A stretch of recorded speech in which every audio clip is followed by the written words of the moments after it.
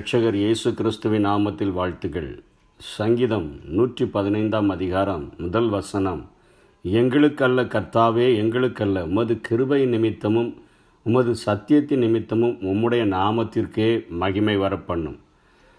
பஸ்காவினுடைய உணவின் போது அல்லது உணவை சாப்பிடும் பொழுது அவர்கள் பாடுகிற சங்கீதமாக இந்த சங்கீத பகுதி எழுதப்பட்டிருக்கிறது. இந்த சங்கீதத்தில் முதல் வசனத்திலே அவர்கள் தெளிவாக சொல்லுகிறார்கள், ஆண்டவரே, எங்களுக்கல்ல, உமது கிருபையினால், உமது அளவற்ற அன்பினால், உமது உண்மை நிமித்தமாக 400 வருடங்களுக்கு பின்பாக அடிமைத்தனத்திலிருந்து எங்களை மீட்டெடுத்து எங்களுக்கென்று ஒரு தேசத்தை தருவேன் என்று சொன்னீரே, அந்த தேசத்தை நீர் தந்திருக்கிற உம்முடைய உண்மை நிமித்தம் உம்முடைய நாமத்திற்கே மகிமை பெற பண்ணும். இது எங்களால் ஆனது அல்ல, எங்களால் முடியவே முடியாது. இப்படிப்பட்ட அடிமைத்தனத்திலிருந்து விடுதலையாகி வருகிறதற்கு எங்களால் முடியவே முடியாது. உமது நாமத்திற்கே மகிமை வர பண்ணும் என்று சொல்லி ஆண்டவருடைய நாமத்திற்கு மகிமையை முதலில் அவர்கள் செலுத்துகிறவர்களாக இந்த சங்கீத பகுதி தொடங்குகிறதை நாம் பார்க்கிறோம். ஏனென்று சொன்னால் ஏசாயா 48 அதிகாரம் 13 என் கரமே பூமியை அஸ்திபாரப்படுத்தி என் வலதுகை வானங்களை அளவிட்டது, நான் அவைகளுக்கு கட்டளையிட அவைகள் அனைத்தும் நிற்கும். ஆகவே உமது அளவற்ற அன்பின் நிமித்தம் உமது சத்தியத்தின் நிமித்தம் உம்முடைய நாமத்திற்கே மகிமையை வரப்பண்ணும். பூமியை அஸ்திபாரப்படுத்தின அவருடைய கையானது, வானங்களை அளவிட்ட அவருடைய கையானது அவைகளை கட்டளையிட நிற்க செய்து செங்கடலையும் யோர்தானையும் பிளந்து அந்த ஜனங்களை வழிநடத்தி இயற்கையை ஆளுகிற ஒரு மகா பெரிய ஆளுகையை உடைய எங்கள் ஆண்டவர் எங்களை அவருடைய ஓங்கிய புயத்தினாலும் பலத்த கரத்தினாலும் மாத்திரமே எங்களை மீட்டு கொண்டு வந்தாரே ஒழிய எங்களுடைய சுய பலத்தினால் சுய காரியங்களினால் எங்கள் வாழ்க்கையில் ஒன்றுமே நடக்கலை அப்படி என்கிற தங்களுடைய தகுதியை ஒத்து கொண்டவர்களாக இந்த இடத்துல ஆண்டவரிடத்தில் அவர்கள் தங்களை தாழ்த்துகிறதை நாம் பார்க்கிறோம். இந்த வசனத்தின் மூலமாக நாம் கற்றுக்கொள்ள வேண்டிய காரியம், நமக்கு நாமே மகிமையை தேடாமல் மாறாக தேவனுடைய மகிமையை வெளிப்படுத்தவும் உலகத்திற்கு முன்பாக அவருடைய நாமத்தை கனப்படுத்தவும் எப்பொழுதும் நாம் விரும்ப வேண்டும்.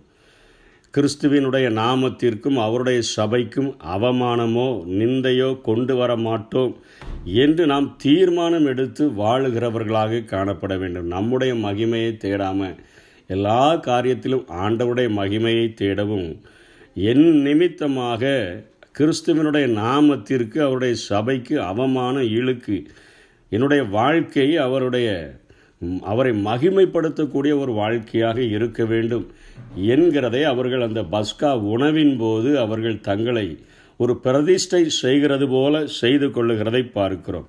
இதை தான் இயேசுவும் இந்த பூமியில் வாழ்ந்த நாட்களிலே அழகாக சொல்லி கொடுக்கிறார். நீங்கள் உலகத்திற்கு வெளிச்சமாக இருக்கிறீர்கள். மலையின் மேல் இருக்கிற பட்டணம் மறைந்திருக்க மாட்டாது. விளக்கை கொளுத்தி மரக்காலால் மூடி வைக்காமல் விளக்குத்தண்டின் மேல் வைப்பார்கள்.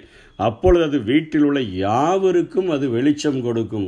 வாழ்க்கை மற்றவர்களுக்கு வெளிச்சத்தை கொடுக்கிற ஒரு வாழ்க்கையாக அது இருக்க வேண்டும் என்பதை, என்னுடைய வாழ்வானது கிறிஸ்துவின் நாமத்தையும் அவருடைய சபையையும் அவமானப்படுத்தவோ நிந்தையை கொண்டு வரவோ முடியாதபடி என் வாழ்க்கை மற்றவர்களுக்கு வெளிச்சமாக இருக்க வேண்டும் என்று சொல்லி கீழே அதை எப்படி வெளிச்சமாக இருக்க வேண்டும் என்று சொல்கிறார். இவ்விதமாய் மனுஷர் உங்கள் நற்கிரியைகளை கண்டு பரலோகத்தில் இருக்கிற உங்கள் பிதாவை மகிமைப்படுத்தும்படிக்கு நான் செய்கிற காரியங்கள், நான் பரிசுத்தமாய் வாழ்கிற காரியங்கள், நான் செய்கிற நல்ல செயல்கள் எல்லாமே என்னுடைய காரியத்தினால், என்னுடைய பலத்தினால், என்னுடைய முயற்சியினால் உண்டாகலை. நான் செய்கிற நற்கிரியைகளை கண்டு பரலோகத்தில் இருக்கிற பிதாவை மகிமைப்படுத்தும்படியாக உங்கள் வெளிச்சம் அவர்களுக்கு முன்பாக பிரகாசிக்க கடவுது. அப்போ நான் புசித்தாலும் குடித்தாலும் எதை செய்தாலும் என் தேவனுடைய நாமம் மகிமைப்பட வேண்டும் என்கிற ஒரே நோக்கத்தோடு கூட நான் செய்ய ஆரம்பித்து விட்டேன் என்று சொன்னால் நான் சிறுகவும் அவர் என் மூலமாக பெருகவும் ஆரம்பித்து விடுவார். 1 கொரிந்தியர் 6 அதிகாரம் 20 பவுல் சொல்லிக் கொடுக்கிறார், கிரயத்திற்கு கொல்லப்பட்டீர்களே, ஆகையால் தேவனுடையவர்களாகிய உங்கள் சரீரத்தினாலும் உங்கள் ஆவியினாலும் தேவனை மகிமைப்படுத்துங்கள் என்று சொல்கிறார். கிரயத்திற்கு விலைக்கு இயேசு கிறிஸ்துவின் இரத்தத்தினால் வாங்கப்பட்ட நாம் தேவனுக்கு உடையவர்களாக, தேவனுடைய சொத்துக்களாக மாறிவிட்ட நாம் நம்முடைய சரீரத்திலும் ஆவியிலும் அவரை மகிமைப்படுத்தும்படியாக நாம் அழைக்கப்பட்டிருக்கிறோம். கொரிந்தியருக்கு எழுதும்போது சொல்கிறார், எங்களால் ஏதாயிலும் ஆகும் என்பது போல ஒன்றை யோசிக்கிறதற்கு நாங்கள் எங்களாலே தகுதியானவர்கள் அல்ல, எங்களுடைய தகுதி தேவனால் உண்டாயிருக்கிறது என்று சொல்லுகிறார். எல்லா காரியங்களிலும் எங்களுடைய வாழ்க்கையிலே பாவத்தின் அடிமைத்தனத்திலிருந்து நாங்களாகவே மீண்டு வர முடியாது. எங்களை மீட்டெடுப்பதற்கு ஒரு ஓங்கிய புயத்தினாலும் பலத்த கரத்தினாலும் மீட்டெடுக்கிற எங்கள் தேவன் ஒருவர் உண்டு. எங்களுடைய பாவங்களெல்லாம் கழுவப்படுகிறதற்கு நாங்கள் செய்கிற சடங்காச்சாரங்களின் மூலமாக முடியாது.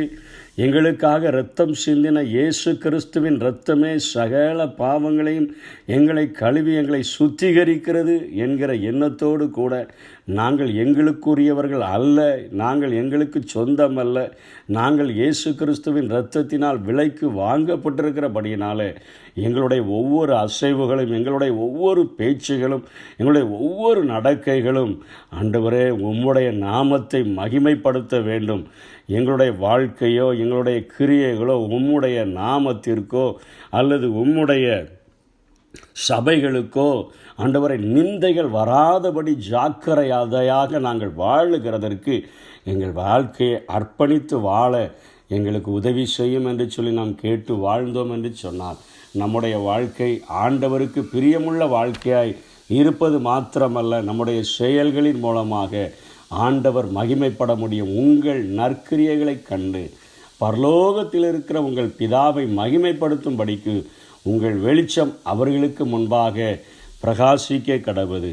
ஆண்டவருடைய நாமம் என்னில் மகிமைப்பட வேண்டும் என்கிற ஒரே நோக்கத்தோடு கூட நாம் வாழ்ந்தோம் என்று சொன்னால் இந்த உலக வாழ்க்கையிலே நம் மூலமாக நம்முடைய தேவன் மகிமைப்பட முடியும். அப்படிப்பட்ட கிருபைகளை தேவன் நமக்கு தந்தருள்வாராக. ஆமென். உமக்கு மகிமை தருகிறோ, உம்மில் தான் மகிழ்ச்சி அடைகிறோ. உமக்கு மகிமை தருகிறோ, உம்மில் தான் மகிழ்ச்சி அடைகிறோ.